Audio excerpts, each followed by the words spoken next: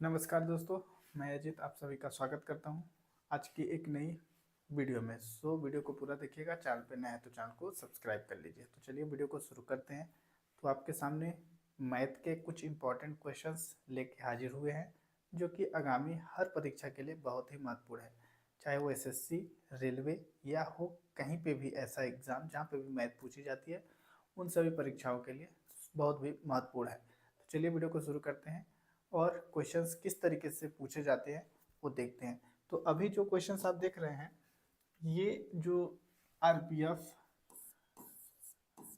RPF और SSC के एग्जामों में आए हुए क्वेश्चन मिक्स क्वेश्चंस हैं। ये जो क्वेश्चंस है, ये एसएससी, सीजीएल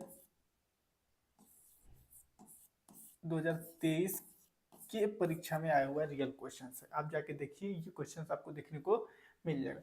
एक निश्चित राशि पर 5% प्रति वर्ष की दर से 2 वर्ष के लिए साधारण ब्याज और चक्रवृद्धि ब्याज के बीच का अंतर 11 रुपये 25 पैसा है। तो राशि कितना है वो हमको ज्ञात करना है। कितना अमाउंट इन्वेस्ट किया गया था जिसपे प्रति वर्ष यानी हर साल 5% की दर से इंटरेस्ट रेट लगा और 2 साल में जो भी ब्याज लगा, कंपाउंड इंटरेस्ट और सिंपल इंटरेस्ट, उसके बीच का अंतर जो है 11 रुपये 25 पैसे है। हम कैसे कैलकुलेट करेंगे? तो सबसे पहले एक फॉर्मूला यहाँ पे हम यूज करेंगे, जो कि P फिर R बाई 100 के ऊपर में हम लगाएंगे स्क्वायर। इस फॉर्मूले पे हम वैल्यू को पुट करेंगे। यहाँ पे P जो है, P प्रिंसिपल अमाउंट है, ये मूलधन हमारा है, R रेट ऑफ इंटरेस्ट है और 100 चूंकि प्रतिशत में वैल्यू है तो 100 नीचे है। अब हम करेंगे क्या कि CI और SI के बीच का जो डिफरेंट है वो लिख लेंगे। तो कंपाउंड इंटरेस्ट यानी CI minus SI equal to 1125। जो भी हमारा चक्रवृद्धि ब्याज आएगा और जो भी साधारण ब्याज आएगा, उसके बीच का जो अंतर है 11 रुपये 25 पैसे प्रश्न में ही हमको दिया गया है। अब हम यहाँ पे कैसे इसको करेंगे? अब हम इसमें वैल्यू को पुट करेंगे, यानी वैल्यू को रखेंगे। तो कैसे? तो देखिए, प्रिंसिपल हमको कैलकुलेट करना है, यानी P बराबर, तो अब हम करेंगे क्या? देखिए यहाँ पे R कितना दिया है 5, तो P बराबर हम करेंगे 5 गुणे 5, क्योंकि स्क्वायर है तो 5 गुणे 5 लिखेंगे। 100 बट्टा में जो हम 100 लिखेंगे तो 2 100 भी इंटू करेंगे। ये बराबर है 11.25 के, इतना है। अब हम करेंगे इसको एक साइड, तो 11 दशमलव, अब देखिए ये चीज इसका इंटू इधर करेंगे और ये तो P जो है P इधर ही रहेगा। 5 इंटू 5 25, या तो हम इसको काट भी सकते हैं। 5 एकम 5, 5 दूना 10, 20 से, और ये भी 20 से, इधर बच गया 1। तो ये इंटू इधर करेंगे तो 20 20 हम यानी 20 इंटू 20 अगर हम कर दें तो 0 0 0 4, यानी यहाँ पे 400 मिल गया, 400 मिल गया। क्योंकि ये चीज पूरी अब इसको हम नीचे भी लाएंगे तो कोई मतलब नहीं है। ऊपर है तो ठीक है कि ऊपर पे है तो ठीक है, चूंकि अब ये इसका इंटू इधर होगा तो ये संख्या पलट जाएगी, इंटू में हो जाएगा 1125। अब हमको कर देना है इस संख्या का इंटू। तो देखिए, जब भी हम 400 इंटू कर देंगे 400 इंटू 11.25,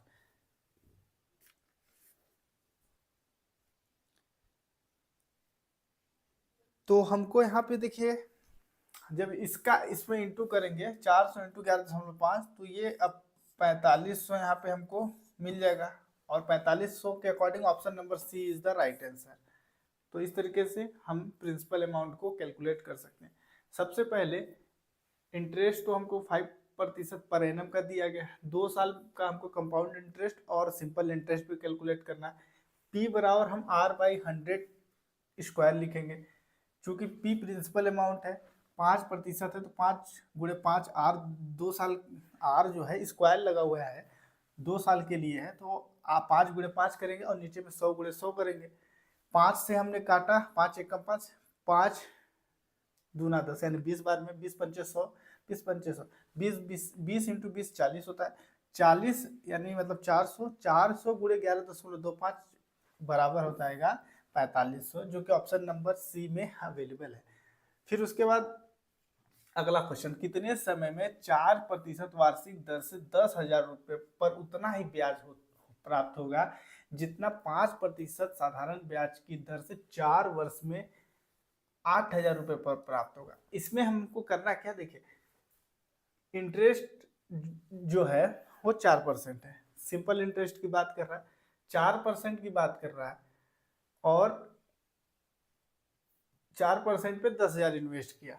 तो अगर हम बात करें 10,000 हमारा जो प्रिंसिपल अमाउंट है, इसको 4% के हिसाब से हम जमा करेंगे या कहीं पे भी जमा करेंगे तो 1 साल का हमको 400 मिलेगा, 1 साल का 400 मिलेगा, क्योंकि सिंपल इंटरेस्ट है तो हर साल इतना ही 400 रुपये ही प्लस होगा। अब देखिएगा साधारण ब्याज पे 5% 4 वर्ष के लिए सिंपल इंटरेस्ट, तो यहाँ पे हम 5 इंटू 4 अगर करेंगे, क्योंकि ये 5 का इंटू इसमें होगा, 5% 4 वर्ष मतलब 5 चौको 20, 4 साल में 5% की दर से 20% लगेगा। 8,000 रुपये हमारा प्रिंसिपल है, तो 8,000 गुणे 20 भागे 100 कर देंगे, ये 2 जीरो से 2 जीरो कट गया, तो यहाँ पे हमको मिल जाएगा 80 इंटू 20 बराबर 1,600 रुपये। मतलब देखिए 5% की दर से 4 साल में 8,000 का जो होगा वो 1,600 रुपये होगा। अब हमको करना क्या है, 10,000 रुपये का 4% की दर से 1,600 रुपये कितने साल में होगा, तो 1 साल का 400 है, इसका हमको 4 गुना चाहिए, तो 4 चौको 16, इसके हिसाब से 1,600 मतलब option number B is the right answer. 4 साल लगेंगे इस अमाउंट को बढ़ने में। फिर अगला क्वेश्चन, यदि 4 संख्याएं दी गई हैं 39, 117, फिर 17, फिर y समानुपाती है, तो y का मान हमको ज्ञात करना है। इसमें हम करेंगे क्या, देखिए 39 को हम डिवाइड बाई 117 कर सकते हैं, इक्वल कर सकते हैं 17 बाई y, ये करेंगे। अब हम तिर्यक गुणा कर देंगे, 39y हो जाएगा और 17 गुणे 117 हम लिख सकते हैं। y को हम एक तरफ करेंगे, 17 गुणे 117 बराबर बट्टा में 39 करेंगे। अब हम इसको काट देंगे, तो देखिए 117 भागे 39 कर देंगे अगर, तो ये 3 बार में पूरी संख्या कट जाएगी, 3 बार। अब y बराबर हमको y इक्वल टू 17 गुणे 3, तो y बराबर हो जाएगा 17 तिया 51, जो कि ऑप्शन नंबर बी में है, B is the right answer इस क्वेश्चन का।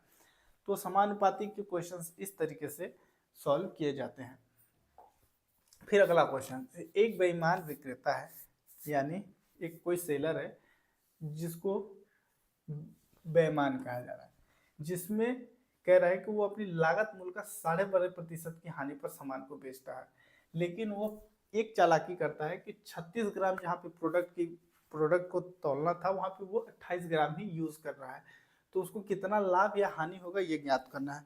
तो इसको आप कैसे कैलकुलेट करेंगे, सबसे पहले यहाँ पे देखिए हम करेंगे क्या, व्यापारी के द्वारा जो 12.5% की हानि पे जब कोई प्रोडक्ट बेचा जाता है, तो अगर हम कॉस्ट प्राइस यहाँ पे यूज करें, देखिए सीपी हमारा SP cost price and selling price, तो अगर हम इसको 8/7 कर सकते हैं, तो यहाँ पे अगर आप निकालना चाहें तो इनके मध्य का डिफरेंट अगर आप देखेंगे, क्योंकि फ्रैक्शन में 8/7 12%, 12.5% होगा। क्योंकि देखिए ये इसके मध्य का डिफरेंट 1 है, 1 का डिफरेंट किस पे है, 8 पे है। गुणे अगर हम 100 कर दें तो 100/8, तो ये जब काटेंगे तो 12.5% आपको देखने को होगा परसेंटेज में, फ्रैक्शन के हिसाब से चलेंगे तो आप, तो इतना हमको देखने को मिल रहा है। तो एक व्यापारी 36 ग्राम वजन की बजाय 34 ग्राम का यूज कर रहा है, सॉरी 28 ग्राम का यूज कर रहा है। तो यहाँ पे अब देखिए यहाँ पे सीपी हमको 8 मिली है और एसपी 7 मिली है, जबकि यहाँ पे जो सीपी है और एसपी है, तो सीपी यहाँ पे हमको 36 मिल गई और एसपी 28 मिल गई। इसको हम काट सकते हैं, छोटा कर सकते हैं, क्योंकि ये दोनों कटने वाली संख्या है। तो इसको जब हम काटेंगे तो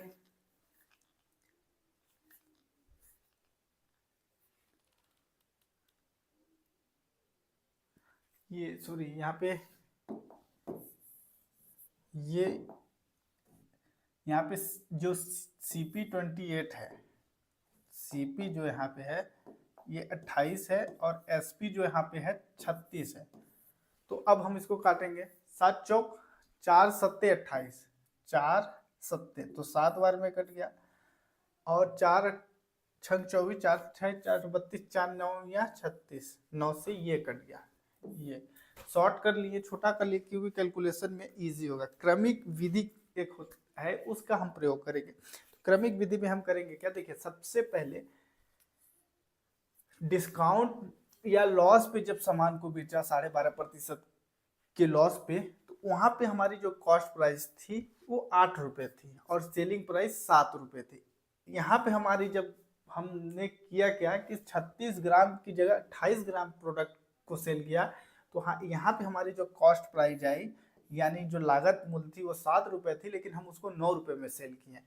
हम यहाँ पे करेंगे क्या कि देखिए सीपी और एसपी, सीपी हमारी है 7 और इधर की सीपी है 8 और इधर की एसपी है 9, इधर की एसपी है 7, इसका इंटू करेंगे 7 8 56, 56 यहाँ पे हमको देखने को मिलेगा। यहाँ पे तो 7 नहीं 63 मिल जाएगा, 63। अब हम इसको अगर शॉर्ट करना चाहे तो इसको भी काट सकते हैं, क्योंकि 56 जो है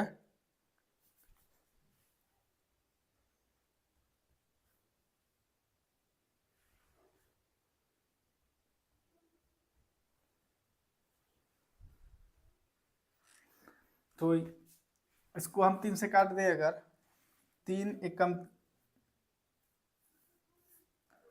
7 8 56, 7 8 56, 7 से ये 8 बार में कट जाएगा और 7 नहीं 63, 8:3, या 8 हमारी सीपी है और सेलिंग प्राइस 9 है।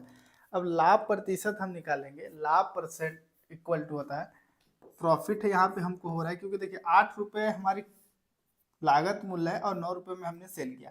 यहाँ पे डिफरेंट कितने का हुआ, तो क्योंकि यहाँ पे प्रॉफिट होगा तभी हमको लाभ बराबर, तो हम इसका जो भी डिफरेंट है 1 रुपये का, हमेशा कॉस्ट प्राइस पे ही प्रॉफिट निकाला जाता है। तो कॉस्ट प्राइस हमारा 8 है, गुणे हम कर देंगे 100, तो इस सब करने के बाद 12.5% का पूरा उसको लाभ हुआ।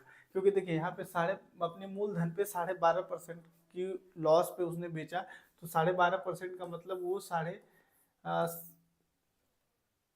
87% के आसपास उसने वो प्रोडक्ट को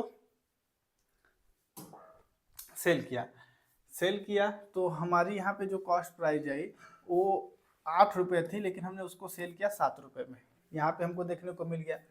अब हमको यहाँ पे जो हमने 36 ग्राम जहाँ पे प्रोडक्ट को वेट करना था या 36 ग्राम जहाँ पे देना था, वहाँ पे हम 28 ग्राम ही दे रहे हैं, तो 28 को हमारी कॉस्ट प्राइस हो गई, जबकि हमारी सेलिंग प्राइस 36 होगी। तो यहाँ पे हम हमारे जो लागत मूल्य थी, या कह सकते हैं 7 रुपये, अगर हम रुपये में बात करें तो 7 रुपये हमारा प्रोडक्ट की वैल्यू थी, लेकिन हम 9 रुपये में उसको दे रहे हैं। तो यहाँ पे हमको क्या करेंगे कि क्रमिक विधि से इस 7 का इंटू उस 8 में करेंगे, 7 8 56 आया, 9 गुणे 7 करेंगे तो 63 आ गया। अब इसको हम सॉर्ट कर देंगे, या कहीं से भी अब डायरेक्ट इसका जो डिफरेंट लेके डिवाइडेड बाई 56 इंटू 100 करते तब भी आंसर आ जाता। फिर अगला क्वेश्चन, ए और बी ने एक व्यवसाय में 7:5 के अनुपात में धन निवेश किया, यानी कोई अमाउंट इन्वेस्टमेंट किया। अब इन्वेस्ट करने के बाद उसमें हुआ क्या कि जो भी प्रॉफिट आता है उसका 15% दान कर दिया जाता है। ए का जो लाभ है 5,950 रुपये है, तो लाभ कितना है ये हमको ज्ञात करना है।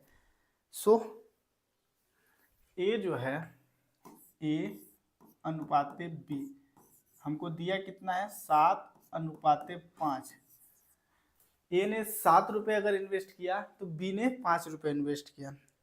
हम करेंगे क्या, इन दोनों को यहाँ से प्लस कर देंगे, तो ए प्लस बी, तो यहाँ पे हमको मिल जाएगा ए प्लस बी की वैल्यू 12 मिल गई।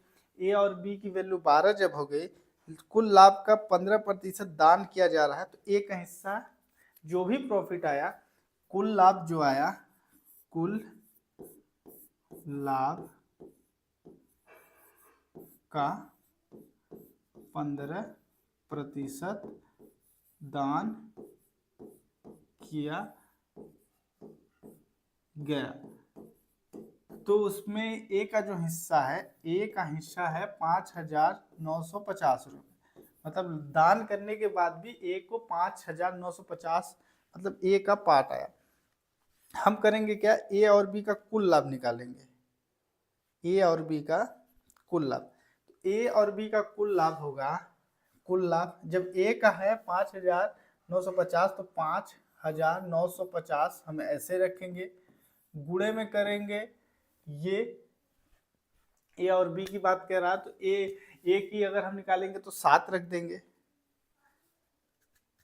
सॉरी ए का मान दिया गया ना, ए का मान हमको यहाँ पे दिया गया है 5,950, दोनों का सम है 12, तो हम 12 से इंटू करेंगे, डिवाइड बाई करेंगे 7।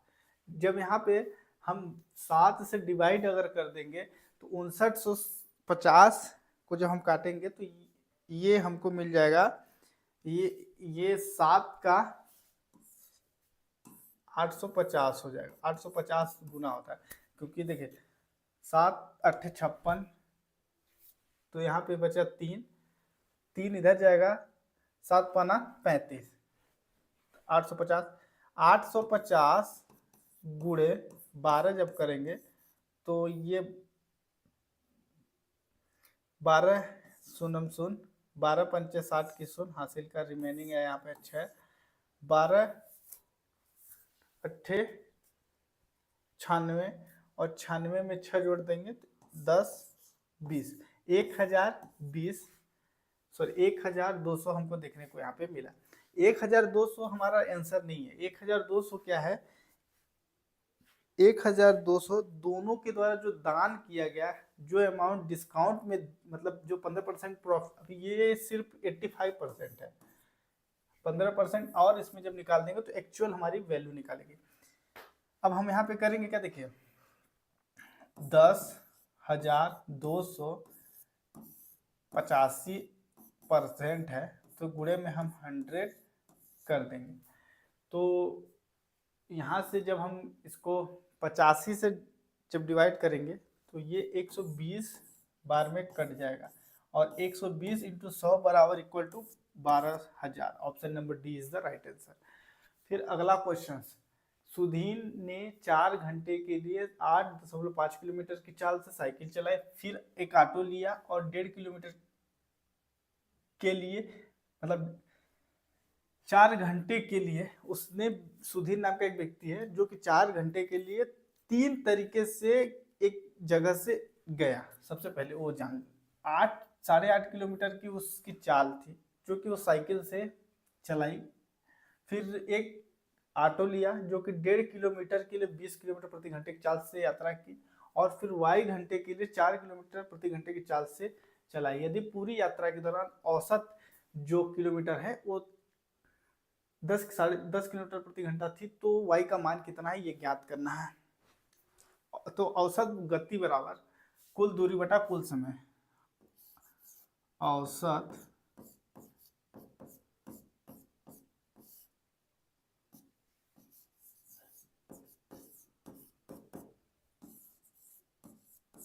कुल दूरी बटा कुल समय, ये हमारा औसत का फॉर्मूला होता है। अब हम करेंगे क्या, देखिएगा औसत दूरी बराबर हमको 10 मिला है, तो हम कुल दूरी के लिए क्या करेंगे कि जो 8.5 है उसको गुणा करेंगे 4 से, फिर प्लस करेंगे 20.15 प्लस 4 गुणे वाई। तो देखिए यहाँ पे हम करेंगे क्या, क्योंकि 8.5 की स्पीड से 4 घंटे है, तो 8.5 इंटू 4 प्लस 20 किलोमीटर प्रति घंटे के हिसाब से 1.5 किलोमीटर गया, प्लस 4 किलोमीटर प्रति घंटे की दर से y किलोमीटर गया। इसका हमको करना है इंटू। जब हम इस पूरे इक्वेशन को इंटू करेंगे तो हमको यहां से क्या मिलेगा कि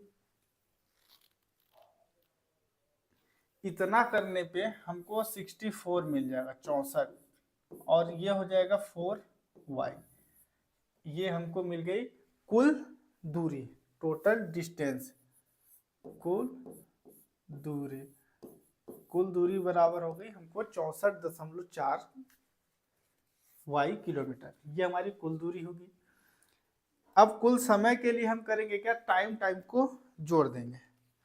तो पहला टाइम है कुल समय बराबर 4 प्लस 1.5, 4 प्लस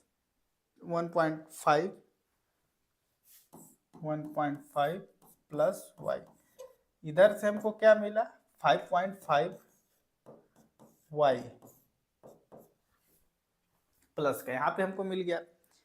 अब हम करेंगे क्या, देखिए इस फॉर्मूले पे वैल्यू को रखेंगे। तो औसत हमारा 10 है, औसत यहाँ पे हमको दिया गया, तो औसत हमको यहाँ पे 10,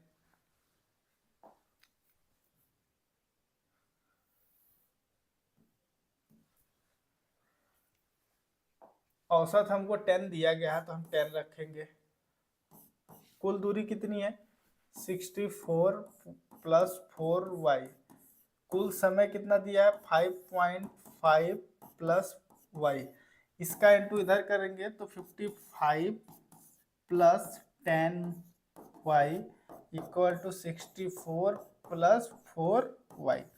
अब देखिए y को एक तरफ करेंगे तो हमको मिलेगा 6y इक्वल टू 55 है और ये 64 है, तो 5 जोड़ेंगे और फिर 9, तो y बराबर 9/6।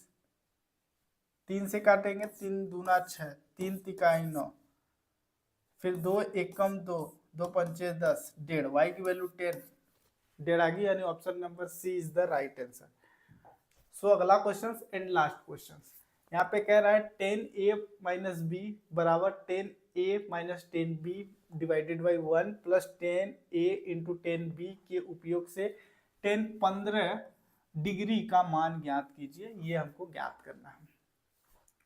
सो यहाँ पे हमको क्या किस तरीके से करना है, ये सबसे पहले सबसे इम्पोर्टेंट चीज यहाँ पे हमारा है। अगर हम यहाँ से शुरू करें 10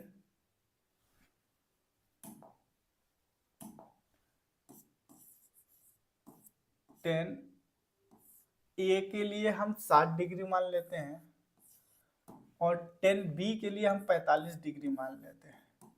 डिफरेंट हमको क्या मिल गया, यहाँ पे 15 डिग्री का तो अंतर है ही, और हमको 15 डिग्री का ही मान निकालना है।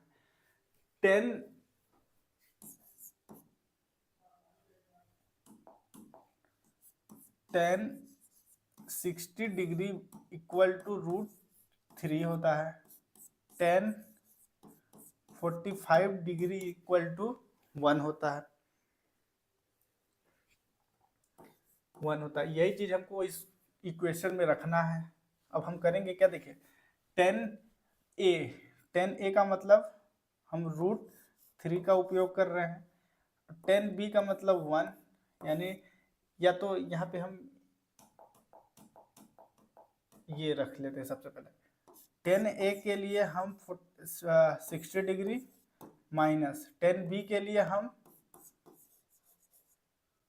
b के जगह पे हम 45 डिग्री, फिर नीचे 1 प्लस 10a मतलब 60 डिग्री, 10b मतलब 45 डिग्री, ये हम रख देंगे। अब इस इक्वेशन में ये दोनों वैल्यू को हमको पुट करना है, फिर फाइनली आंसर आ जाएगा। 10a का मान 1060 का मान होता है √3 और 1045 का मान होता है 1, नीचे में हम 1 रखेंगे, 1060 मतलब √3 और 1045 मतलब प्लस का इंटू का 1 हो जाएगा। तो यहाँ पे बस हमको यही मिल गया। अब हम करेंगे परिमेयीकरण, संख्याओं का परिमेयीकरण। तो जो परिमेयीकरण में क्या होता है, जो ऊपर वाला ये ऑप्शन होता है उसी का इंटू होता है अंश और हर में। तो √3 - 1 √3 - 1, ये हम इसका इंटू करेंगे। ऊपर का जब हम इंटू करेंगे तो ये हो जाएगा √3 - 1 का होल स्क्वायर, और नीचे में जब हम इंटू करेंगे तो यहाँ से हमको क्या हो जाएगा कि ये नीचे 3 - 2 बचेगा, क्योंकि प्लस माइनस करने के बाद यहाँ पे 1 बचेगा। 3 - 1 हमको यहाँ पे देखने को मिलेगा। 3 - 1 करेंगे तो 2 बचेगा, और जब इसको हम करेंगे तो 3 + 1 - 2 √3 डिवाइडेड बाई 2 बचेगा। इसको हम जोड़ेंगे, ये जुड़ जाएगा तो 4 - 2 √3 बचेगा डिवाइडेड बाई 2। 2 से काटेंगे तो 2 2 4, ये पूरा कट गया। तो यहाँ से हमको मिल जाएगा 2 √3। Option number B is the right answer. तो ऐसे क्वेश्चंस को आप सॉल्व कर सकते हैं। आई होप वीडियो अच्छी लगी तो लाइक करिए, चैनल पे नया तो चैनल को सब्सक्राइब करिए। मिलते हैं अगली किसी नई प्रैक्टिस सेट के साथ, तब तक के लिए धन्यवाद।